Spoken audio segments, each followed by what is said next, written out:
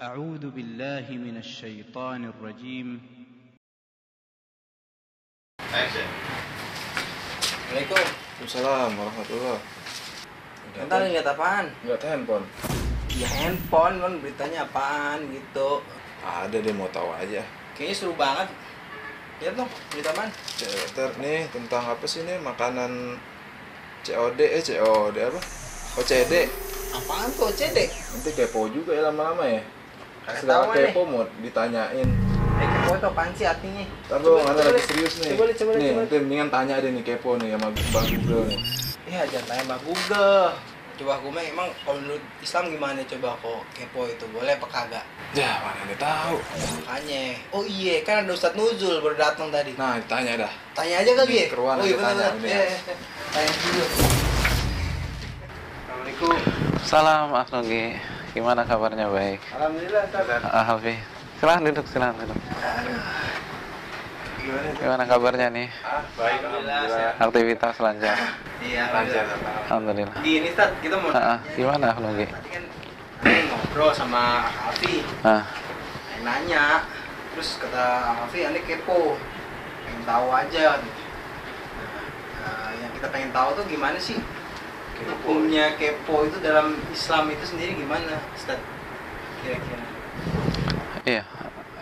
Bismillah wassalatu wassalamu ala rasulillah. Iya, sekarang lagi ngetren istilah kepo ya di anak muda zaman sekarang.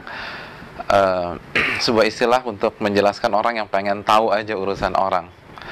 Nah, Nabi kita SAW itu sudah menjelaskan tentang karakter seperti ini 15 abad yang lalu. Jadi agama kita ini udah sempurna, Nugi dan Alfi. Nabi SAW mengajarkan kita agar kita menjadi pribadi yang tinggi, pribadi yang besar, pribadi yang bisa bertahan hidup di dunia maupun di akhirat. Dan salah satunya tentang fenomena kepo. Dalam sebuah hadis yang diriwayatkan Tirmidzi, Nabi kita SAW pernah mengatakan min husni islamil mar'i tarkuhu ma la ya'ni. Di antara tanda kebaikan Islamnya seseorang, dia meninggalkan apa yang tidak bermanfaat bagi dirinya. Jadi tanda-tanda kita ini orang baik, orang Islam yang taat, orang Islam yang punya kualitas yang tinggi adalah kita tidak masuk ke dalam perkara yang tidak bermanfaat bagi kita, tidak bermanfaat bagi dunia kita maupun akhirat kita. Kita nggak sibuk ngurusin orang, kita nggak ribet nanyain SMS apa yang teman kita lagi baca, atau link apa yang sedang dia buka, dan seterusnya. Kecuali jika dibenarkan oleh syariat, misalnya amar ma'ruf nahi mungkar, atau misalnya untuk membahas masalah agama, atau hal-hal yang bermanfaat bagi dunia kita maupun akhirat kita. Tapi kalau urusan orang dan tidak ada sangkut pautnya dengan kita, maka kita dilarang oleh Nabi kita SAW. Bahkan Allah Subhanahu Wa Taala Allah berfirman di dalam Al-Quranul Karim ketika Allah menjelaskan tanda-tanda orang-orang yang beriman dalam surat Al-Mu'minun. Pada ayat yang ketiga Allah mengatakan bahwa orang-orang beriman itu walladzina hum 'anil lagwi mu'ridun. Itu orang-orang yang berpaling dari hal-hal yang tidak ada gunanya, hal-hal yang melalaikan. Jadi orang-orang beriman itu nggak sibuk dengan urusan orang, nggak sibuk mengurusi perkara-perkara yang tidak menambah keimanannya, ketakwaannya, pahalanya, atau menggugurkan dosa-dosanya. Jadi itu karakter orang-orang yang beriman. Jadi kalau kita mengaku muslim, kita mengaku beriman kepada Allah SWT, maka kita harus melatih diri kita untuk nggak sibuk ngurusin orang, tidak sibuk ngurusin hal-hal yang percuma. Karena itu tadi tanda orang beriman adalah yang berpaling dari hal-hal yang tidak bermanfaat. Bahkan Hasan Al-Basri pernah mengatakan, min alamati i'radillahi anil abdi an yashghalahu fima la ya'ni. Salah satu tanda Allah berpaling dari seorang hamba, Allah akan buat dia sibuk terhadap perkara yang tidak bermanfaat bagi dirinya. Jadi kalau kita sibuk ngurusin orang, akhlugi, itu salah satu tanda Allah berpaling dari kita. Kenapa? Karena akhirnya kita lupa sholat, kita lupa beribadah, kita lupa berzikir, kita lupa menambah pahala, dan kita lupa menggugurkan dosa. Jadi ini yang perlu kita tekankan. Yang kedua, tentang masalah kepo ini, kepo ini akan membuat waktu kita terbuang percuma.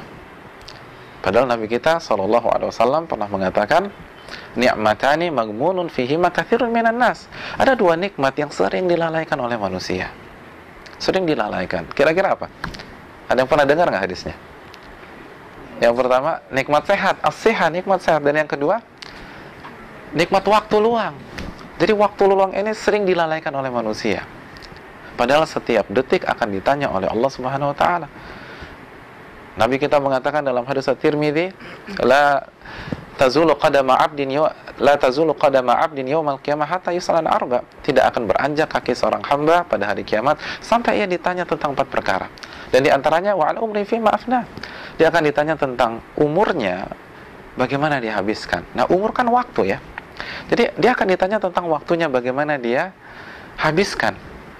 Bagaimana dia habiskan. Jadi daripada kita sibuk nanyain orang, ngurusin pekerjaan orang, ngurusin masalah orang, lebih baik kita mengurusi diri kita sendiri. Karena setiap detik itu ditanya oleh Allah Subhanahu wa taala.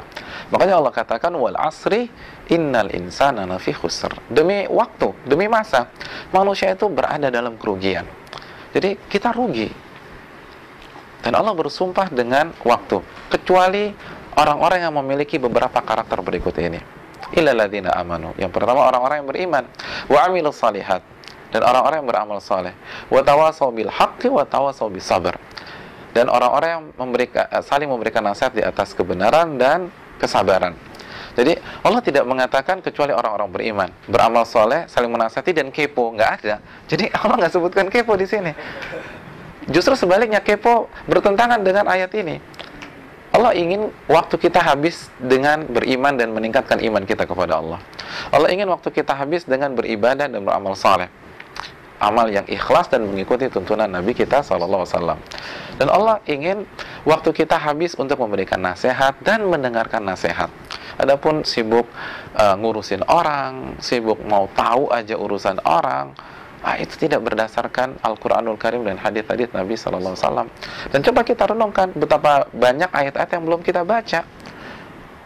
Sebelum kita mau pengen tahu urusan orang, pengen tahu dia sedang browsing apa sih, bagi baca apa, tanya kepada diri kita, sudah selesai belum baca Al-Baqarah?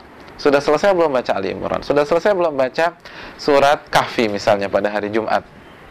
Sudah selesai belum setiap hari kita baca Al-Baqarah di rumah kita, agar syaitan-syaitan itu pergi dari rumah kita. Inna syaitan yanfiru minal baitil ladzi tuqra fil Baqarah. Sesungguhnya syaitan itu lari dari rumah yang dibacakan surat Al-Baqarah. Daripada sibuk ngurusin orang, nanya orang, mendingan kita baca Al-Baqarah di rumah. Kan begitu ya. Terus juga sudah berapa zikir yang kita baca. Nabi SAW setiap saat itu berzikir, makanya nggak sempat sibuk ngurusin hal-hal yang tidak bermanfaat. Dan Allah katakan orang-orang beriman itu alladzina yadhkurunallaha qiyaman wa qu'udan wa 'ala junubihim. Di akhir-akhir surat Al-Imran, Allah mengatakan bahwa orang-orang beriman itu orang-orang yang berzikir kepada Allah ketika dia berdiri, ketika dia duduk, dan ketika dia berbaring. Artinya waktunya habis untuk berzikir kepada Allah Subhanahu wa taala. Jadi coba kita renungkan betapa banyak hadis Nabi yang belum kita baca, yang belum kita pelajari, yang belum kita telaah dan lain sebagainya. Betapa banyak amalan-amalan yang belum kita lakukan. Mungkin kita masih lalai dalam berbakti kepada orang tua, kurang perhatian sama saudara dalam silaturahim, atau kita belum menjenguk orang sakit, dan lain sebagainya. Jadi banyak sekali amal ibadah yang belum kita kerjakan. Kok sibuk ngurusin orang gitu loh. Jadi ini yang perlu kita renungkan. Jadi kepo ini tidak sesuai dengan ajaran Nabi kita SAW, karena Islam sangat menghargai waktu. Islam sangat menghargai produktivitas kita dalam menghabiskan waktu. Kecuali kalau kita penasaran tentang urusan sosok yang satu ini. Nah, kira-kira sosoknya siapa?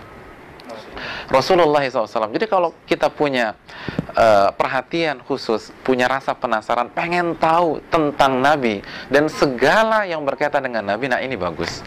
Karena kita diperintahkan untuk meneladani Rasulullah SAW. Dalam surat Al-Ahzab ayat 21, Allah mengatakan, laqad kana lakum fi Rasulillahi uswatun hasanah.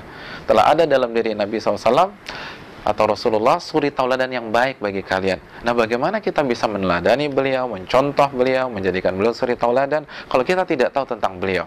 Nah, kalau kita punya rasa penasaran tentang Nabi kita, uswah hasanah kita, nah ini adalah hal yang perlu kita acungkan jempol, karena itu akan membuat kita mengetahui, kita paham bagaimana penampilan beliau, bagaimana postur beliau, bagaimana pembawaan beliau, lalu bagaimana cara beliau berpakaian, bagaimana beliau berzikir, bagaimana beliau salat, bagaimana beliau zakat, bagaimana beliau berpuasa, bagaimana beliau menyikapi keluarga beliau, istri beliau, anak-anak beliau. Nah, ini perlu kita cari tahu semaksimal mungkin.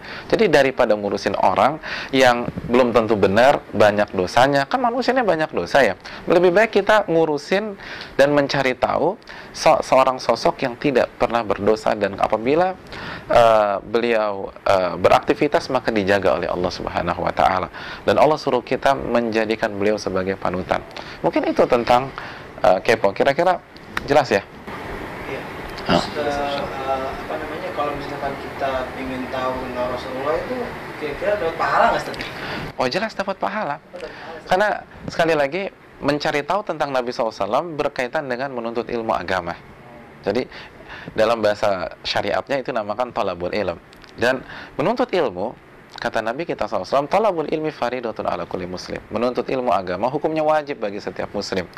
Bahkan dalam hadis yang sahih dan disahihkan oleh Imam Al-Albani dalam Targhib wa Tarhib, Nabi mengatakan, man goda ilal masjid la yuridu illa an yata'allama khairan aw yu'allima kana lahu ka'ajri hajin ta'aman hajjatuh. Barang siapa yang berjalan ke sebuah masjid, ia tidak punya tujuan, ia tidak punya kepentingan kecuali mempelajari atau mengajarkan kebaikan yang diajarkan Nabi SAW, kecuali ia akan mendapatkan pahala ibadah haji dengan haji yang sempurna. Subhanallah. Jadi daripada kepo ngurusin orang, mendingan urusin sunnah Nabi, dapat pahala ibadah haji dari Nabi kita SAW. Gimana? Berarti ada dua kepo, Ustaz, ya? Kepo yang baik dan kepo yang enggak, ya, Ustaz? Ya, Kepo hasanah mungkin, Ustaz. ya, karena dalam ilmu usul, ulama usul sih mengatakan la musyahha fil istilah, tidak perlu terlalu kaku dalam masalah istilah. Jadi kalau memang itu maksudnya, maka salurkanlah energi itu untuk mengurusi sunnah Nabi kita SAW. Ya. Terus Ustadz, ada nasihat nggak buat ikhwan-ikhwan sekalian yang keponya itu ingin tahu aja urusan Ustadznya, terus malah disebar aibnya di dunia maya? Sebetulnya sekarang lagi banyak tuh, Ustadz. Ada nasihat nggak buat ikhwan-ikhwan? Iya. Adapun tentang masalah ini, kita harus sepakat semua bahwa ustadz kita tuh manusia. Ustadz juga manusia, kan gitu ya. Dan yang namanya manusia, maka masuk ke dalam hadis Nabi, kullu bani Adam khata'. Setiap anak Adam pasti banyak melakukan kesalahan. Jadi tidak perlu diragukan, semua kita banyak melakukan kesalahan. Itu yang pertama. Nah, bagaimana kita menyikapi kesalahan orang? Nabi SAW menjelaskan kalau kita melihat orang berbuat salah, diantaranya beliau mengatakan unsur akhaka zaliman aw madluma. Tolonglah saudaramu yang melakukan kezaliman dan yang terzalimi. Para sahabat bingung, gimana cara nolong orang yang berbuat zalim? Kalau menolong orang yang terzalimi kita paham ya Rasulullah. Kata Nabi SAW, cegah dan larang dia melakukan kezaliman atau nasihati. Jadi ketika kita melihat siapapun itu, termasuk misalnya guru kita, ustadz kita, melakukan kesalahan, maka ajaran Nabi kita SAW mengatakan nasihati, cegah, ingatkan, bukan disebarkan, bukan digibahi, bukan digunjing di luar. Jadi coba dinasihati dengan bijak.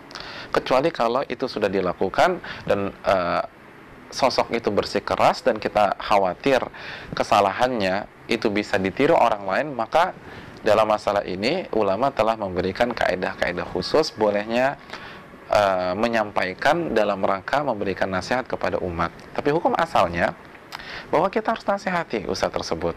Lalu yang kedua, hati-hati dengan bahaya ghibah. Karena kalau menggibahi seorang muslim saja itu berdosa dan dosa besar, sebagaimana ijma' Al-Imam Qurtubi beliau menukilkan, apalagi menggibahi ahli ilmu yang mungkin khilaf dalam melakukan kesalahan. Yang namanya juga manusia. Besar banget bagi Ustaz dosanya gibahin ulama, Ustaz. Betul, bahkan dosa gibah itu setingkat dengan dosa riba yang paling parah. Dan kita tahu bersama dosa gibah yang paling rendah, ityanur rajuli ummah, seseorang berzina dengan orang tuanya, anak berzina dengan ayahnya, atau anak laki-laki berzina dengan ibunya. Naudzubillah. Itu yang paling rendah. Dan yang paling tinggi, kata Nabi SAW, adalah ketika seseorang merusak kehormatan saudaranya. Kalau merusak kehormatan saudaranya, itu parah bagaimana dengan merusak kehormatan seorang ahli ilmu. Makanya ulama mengatakan luhumul ulama masmumah. Dagingnya para ulama itu beracun. Maksud daging apa sih? Maksudnya adalah ghibah itu kan makan bangkai. Ayuhibbu ahadukum an ya'kula lahma akhihi maitan fakarihtumu, dalam surat Al-Hujurat. Apakah kalian senang memakan bangkai daging saudara kalian yang kalian benci tersebut? Jadi ketika Anda menggibah, itu sama saja makan bangkai. Nah, kalau makan bangkai saja sudah enek gitu ya, sudah nggak nyaman, mungkin kita muntah-muntah. Gimana kalau bangkainya bangkai yang beracun? Banyak kata Imam Nawawi rahimahullahu ta'ala dalam kitabnya Al-Adhkar, kalau kita mendengar ada seseorang yang menjelek-jelekan guru kita atau seorang ustadz kita yang kita tahu orang ini baik, ikhlas, tapi mungkin khilaf sebagai manusia, maka kita wajib membela kehormatan ustadz kita tersebut. Tidak boleh diam, kita harus membelanya. Ini dikatakan Imam Nawawi dalam kitabnya Al-Adhkar. Mungkin sampai di sini ya, sudah jelas ya, jadi hati-hati. Pencerahan, Ustaz. Terima kasih banyak.